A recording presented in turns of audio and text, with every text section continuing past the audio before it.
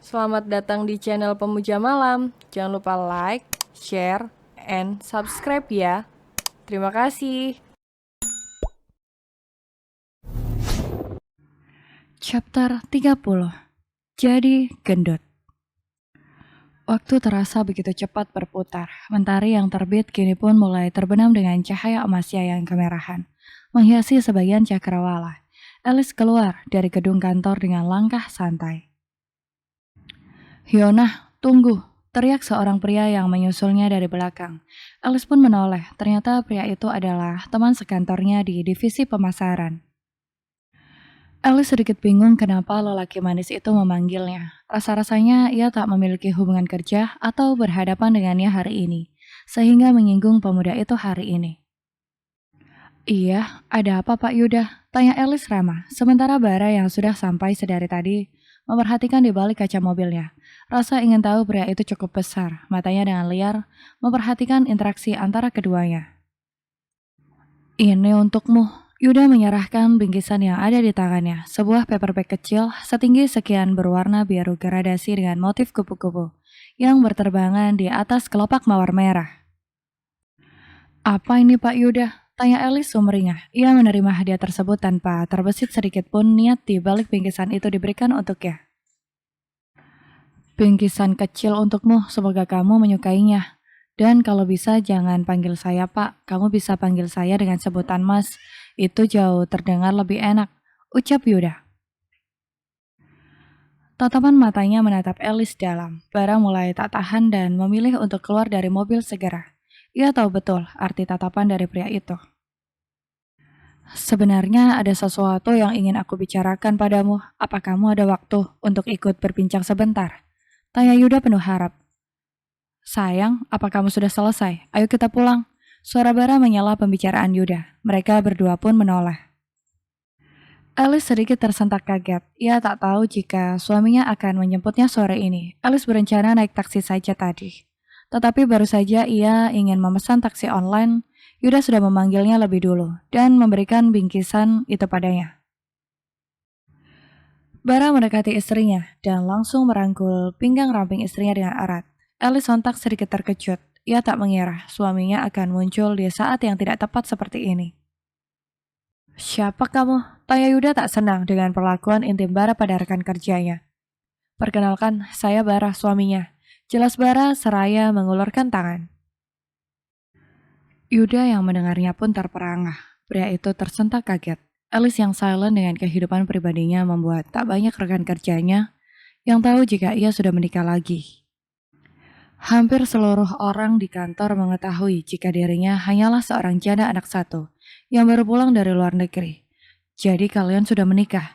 tanya Yuda mencoba memastikan sekali lagi. Alice tersenyum canggung dan mengangguk, apalagi sikap suaminya yang menarik pinggulnya untuk merapatkan jarak di antara mereka. Terlihat begitu sengaja untuk memanasi lelaki di hadapannya kini.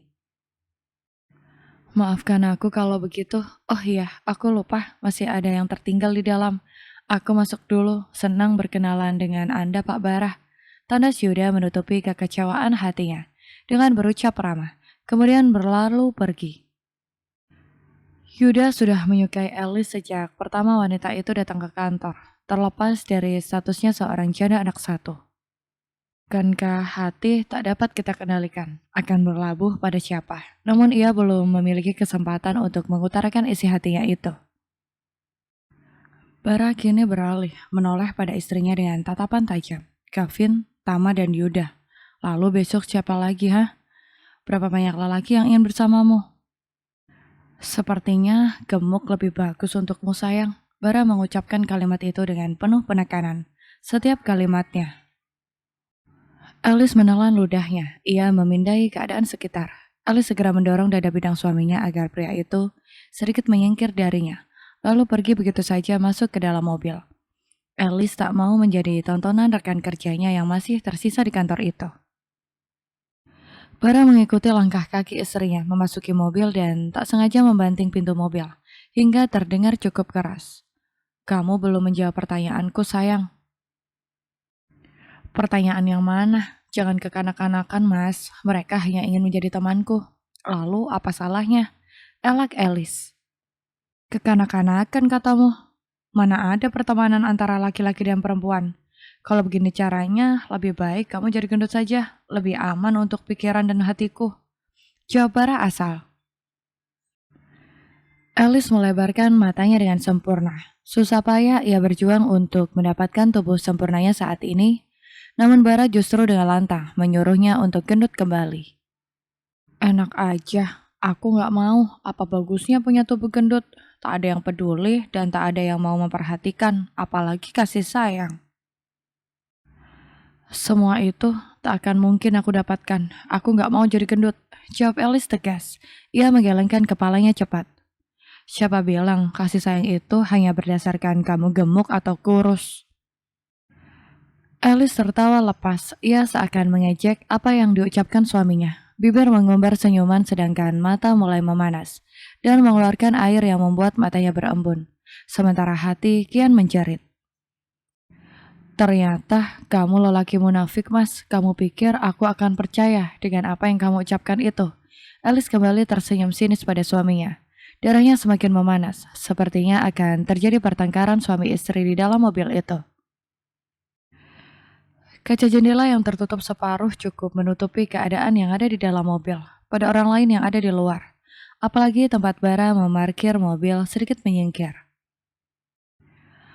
Kamu mau menerimaku sebagai istrimu saat ini itu tidak lebih karena aku yang telah berubah. Aku tidak membuatmu malu. Aku juga bisa memanjakan mata dan juga dirimu dengan kemolekan tubuh yang aku miliki. Dulu saat aku gendut, jangankan untuk cinta. Kalian para lelaki menoleh padaku saja tidak. Tidak semua hal bisa diukur hanya dengan keindahan fisik, Alice.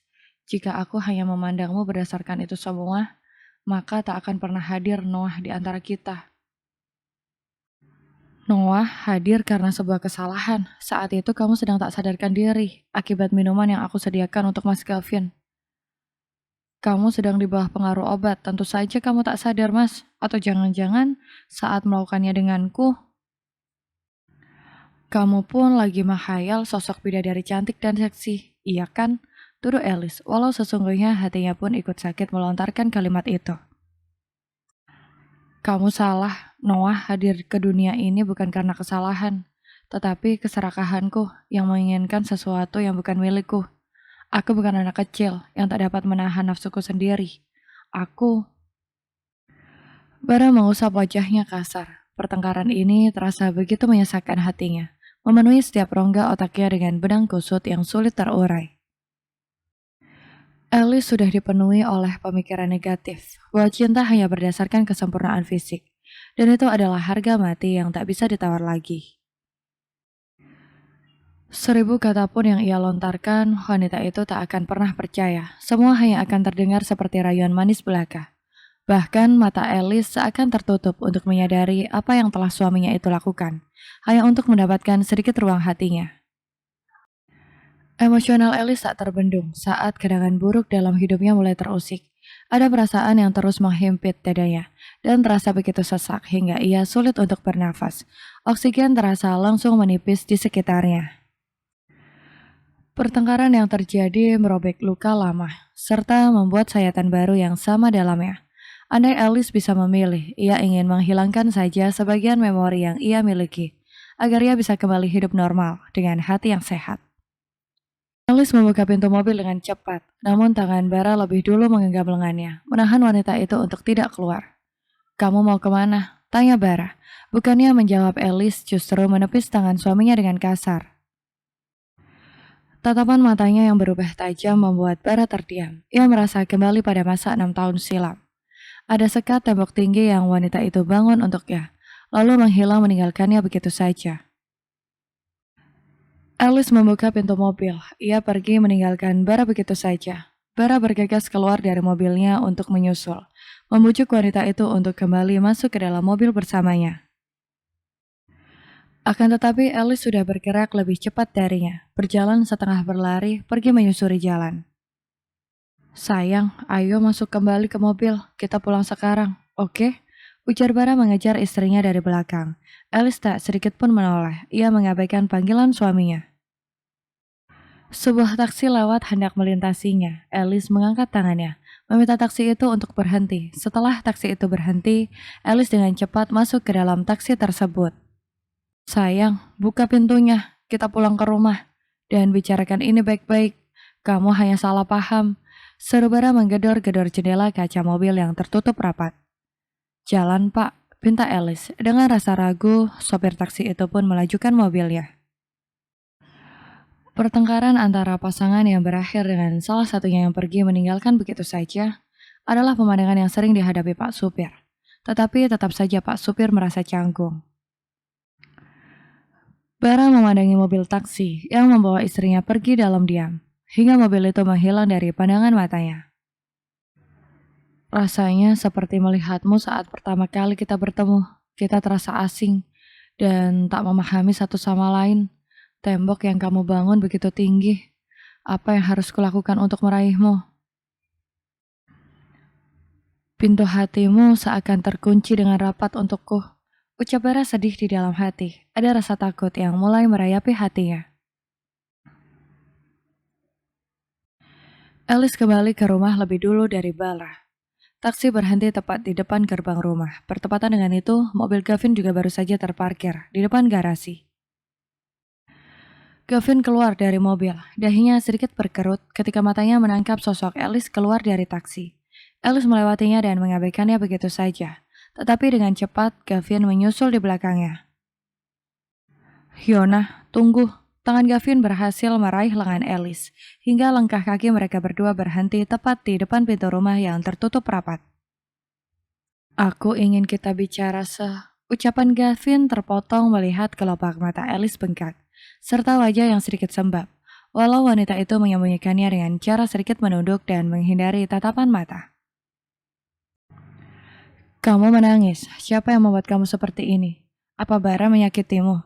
Jawab aku, Alice. Gavin menghujaninya dengan berbagai pertanyaan serta rasa khawatir. Sementara Alice tersentak mendengar namanya disebut Gavin dengan lancar. Alice menegakkan kepalanya, pupil matanya mengecil. Sebelah tangan menghentak tangan Gavin kasar dan sebelah tangan lagi ia gunakan untuk menghapus air mata yang mengalir dengan kasar. Jadi, kamu sudah tahu semuanya sekarang. Lalu kenapa kamu masih berdiri di hadapanku dan masih menggangguku? Bukankah dulu kamu bilang jijik melihatku? Lirih Alice, sorot matanya melayangkan kebencian. Gavin menelan ludah. Ia seakan melempar kotoran di mukanya sendiri, menelan bulat-bulat ludah yang sudah ia buang ke tanah. Apa yang terjadi adalah kesalahan masa lalu, Alice, dan itu hanya salah paham. Aku minta maaf. Aku sadar jika dulu aku begitu bodoh karena telah menyanyiakanmu. Tapi jujur, aku menyesal dan andai kamu tak bersama Bara, aku ingin kamu kembali padaku, menjadi istriku kembali. Alice rasanya ingin tertawa begitu kencangnya. Di antara semua wanita yang bisa ia kejar, kenapa harus dirinya? Mantan istri yang sudah memiliki anak dari lelaki lain. Lelaki yang menjadi kakak kandungnya. Apa itu masuk akal? Kenapa baru sekarang menyesalnya? Percuma, karena aku sudah punya Noah. Tak masalah, asalkan kamu mau kembali padaku. Itu saja sudah cukup.